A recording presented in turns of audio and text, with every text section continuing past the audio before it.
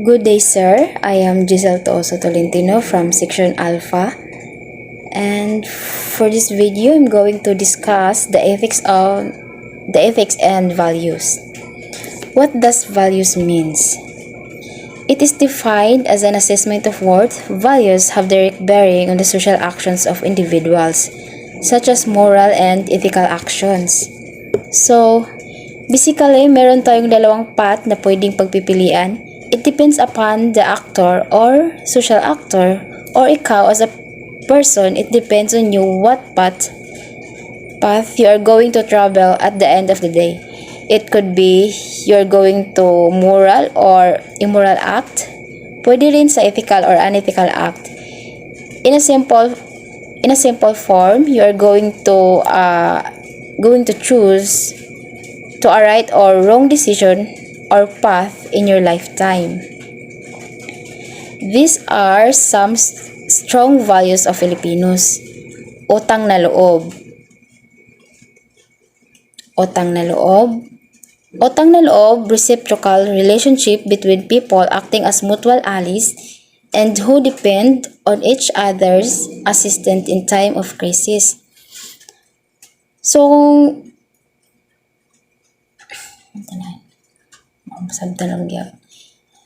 let's proceed to hiya. Hiya, the extension of pakikisama, which means strong pressure in one. Marunong makisama, getting along with others. Marunong kumilala ng utang na loob, knowing how to repay favors received. So, meron tayong kinds of values, which is biological values, psychological values, intellectual values, and moral values. Biological values, those that are necessary for survival, such as food, shelter, clothing, sex, water, sleep. Ito yung mga kailangan para mabuhay tulad ng pagkain, tirahan, damit, kisarian, tubig, at pagtulog. So let's proceed to psychological values. Those are that are necessary for emotional fulfillment of man, such as relationships, companionship, family, friendships, love. Ito yung kailangan para sa emotional na katuparan ng tao. Tulad ng mga relasyon, pagsasama, pamilya, pagkakaibigan at pag-ibig. Love. Moral values, those that are necessary for the spiritual fulfillment of man.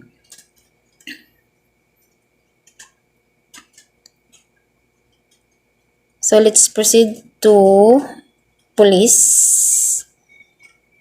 Police defined as a body of civil officers, especially in a city organized under the authority to maintain order and enforce law, also the whole system of internal regulation of state or the local government of a city or town, that department of government that maintains and enforces law and order.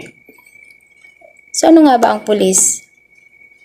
Police mo na sila ang nag-maintain sa atong law, nagpalaganap sa mga regulations.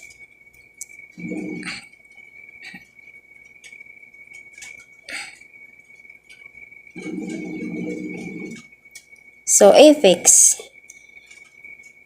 Ethics, it is derived from the Greek word ethikos, or that pertains to ethos, which the English translation is costume or character. It is the branch of philosophy that tries to determine the good and right thing to do. Ethics, the science of morality of human acts, the study of human motivation, and ultimately of human rationale.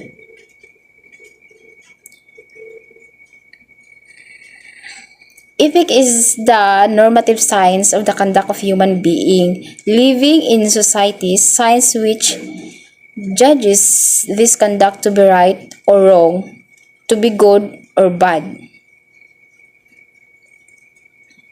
Let's proceed to ethics and law enforcement, a practical science that treats the principle of human morality and duty applied to law enforcement. So what is discretion? Cautious and correct judgment unhampered by legal rule. The act of liberty of deciding according to justice and property in one's idea of what is right and proper under the circumstances without willfulness or favor. Morality, the quality which makes an act good or bad, good or evil, right or wrong.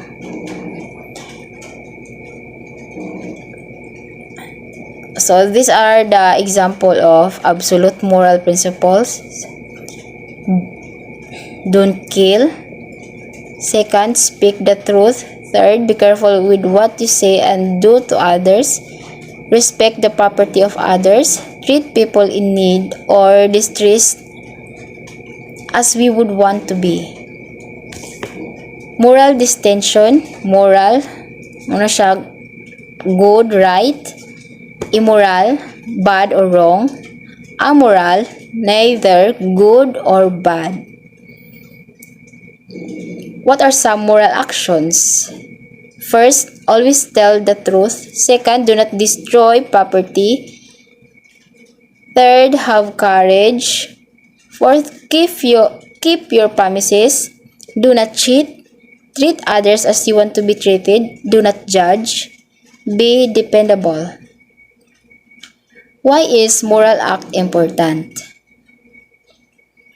Among the reasons to be moral and integral regardless of occupation are to make societies better. To make the society better. When we help make society better, we are rewarded with also making better own lives and the lives of our families and friends. Without moral conduct, society would be a miserable place. What are immoral acts? Immoral is evil, sinful, or otherwise wrong behavior. Immorality is often called weakness and is a state avoided by good people. Since morality refers to things that are right, immorality has to do with things that are wrong, like stealing, lying, and murdering. Amoral. It describes someone who lives outside of a society's moral code. Their behavior is not based on what is right or wrong. They may not even know the difference. Ano siya amoral. Example of amoral actions. First, the cat knocked the glass of water over in one amoral motion. Second, babies biting behavior is often amoral as they don't know what that biting is wrong. Kanang mga bata nga makakuha sila kabalo nga mali dahil na siya. Without a clear role model, teenager can grow up amoral and without values. Human acts, the free and voluntary act of man. Acts done with knowledge and consent. Acts which are proper to man as rational being. Acts which are conscious and under our control, and which we are responsible. These are the three elements of human acts. First, knowledge. When the person fully understands what he is doing and has the ability to appreciate.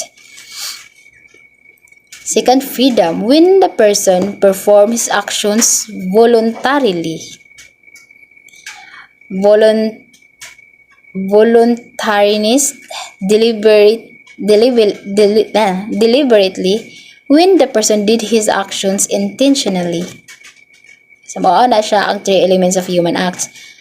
Napudta ito categories of acts of men. First, natural involuntary actions. Napunta ito categories of acts of man. First, natural voluntary action. These are actions of man that are performed intuitively or involuntary. For example, blinking the eyes, digestion, perspiration, beating of the heart. Ano siya? Natural voluntary action are actions that are within the control of man's will, but only for some period of time. For example, eating, sleeping, walking. Two divisions of ethics. General ethics, the study of general principles of morality, is the study of what actions are proper and just. Special, the study of general principle of morality. Muna siya ang general ethics. Special ethics, the study of the application of the general principles of morality. Included in this division is the category of professional ethics. So what is professional ethics? Professional ethics is a set of moral code to which every profession must subscribe. Virtue, a habit that inclines person to act in a way that harmonize with his nature. The habit of doing good. The opposite is vice, the habit of doing bad. For moral cardinal virtues: first, prudence; second, temperance; third, fortitude; fourth, justice. So what is prudence? Prudence means being careful about your choices, stopping and thinking before acting. It is a strength of restraint. When you are prudent, you are not taking an unnecessary risk and not saying or doing things that you might later regret. The ability to govern and discipline oneself by means of reason and sound judgment. Temperance. What is temperance? One's ability to moderate or avoid something. The necessary for temperance is explained as preventing bad karma, which sooner or later haunts and returns to the unrestrained. Fortitude is a mental and emotional strength in facing difficulty, adversity, danger, or temptation courageously. Justice, the virtue that inclines the will to give to each one of his rights. It is the moderation or mean between selfishness between having more and having less than one's fair share. The three divisions of justice: commutative, virtue that is regulate those actions that involve the rights that exist between one and another. Distributive, regulates those actions that involves the right that an individual may claim from society. Legal, virtue that regulates those actions which society may justly require of the individual for the common good.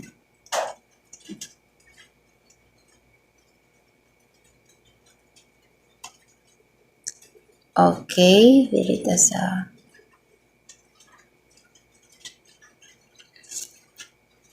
distributive justice.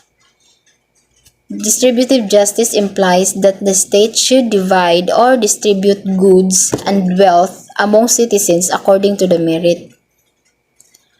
Legal justice, the virtue that regulates those actions which society justly requires of the individual for the common good. According to legal justice, the state may institute just laws of perform such acts as further the welfare of the community. What is a right? What is right? So, dirita, what is right? Right is anything that is owed or due. Right is something to which a person has a just and lawful claim, right? Anything that this person can lawfully demand. Ano siya? What is human rights? Human rights, rights pertaining to the rights of man, rights inherent to man by virtue of being human being. Supreme rights, highest form of rights. Inherent rights, rights attached to men as human. Inalienable rights, rights that cannot be transferred, cannot be borrowed, and cannot be taken away. Supreme rights, we have the right to life, liberty, security, and property. We have the right we have the right to a transparent, credible, competent, and impartial justice system, free from influence and corruption, where wrongs are redressed and justice is dispensed fairly, speedily, and equitably. So, inherent right, as its inherent right. As each nation is unique cultural entity, a specific definition of what those rights are those not exist but commonly include right to self-government, rights to the land, and rights to practice their own culture and costumes. Inalienable rights, those rights include life, liberty, and the pursuit of happiness. Basic human rights. Basic human rights, right to life, is often referred to as an absolute right. These are rights that can never be interfered by the state. There are situations, however, when it does not apply. For example, a person's right to life is not breached if they die when a public authority, such as the police, uses necessary force, stop them carrying out unlawful violence, make a lawful arrest, stop them escaping lawful deterrent, and stop a riot of uprising.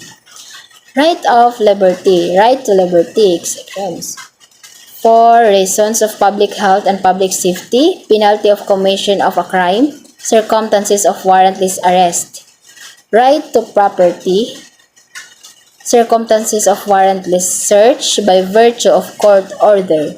Duty, anything we are obliged to do or to omit. A moral obligation incumbent upon the person of doing, omitting, or avoiding. For every right, there is corresponding duty. Nonference. Nonference is the omission or refusal without confession is excuse to perform an act or duty which was the officer's legal obligation to perform. Malfeasance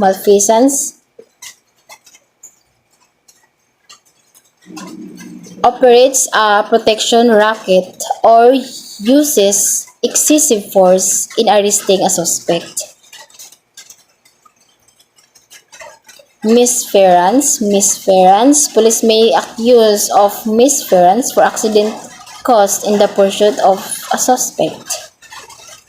Incompetency, lack of adequate ability or fitness for the satisfactory performance of police duties, could be due to physical or intellectual limitation or lack of skill. Disloyalty to the government,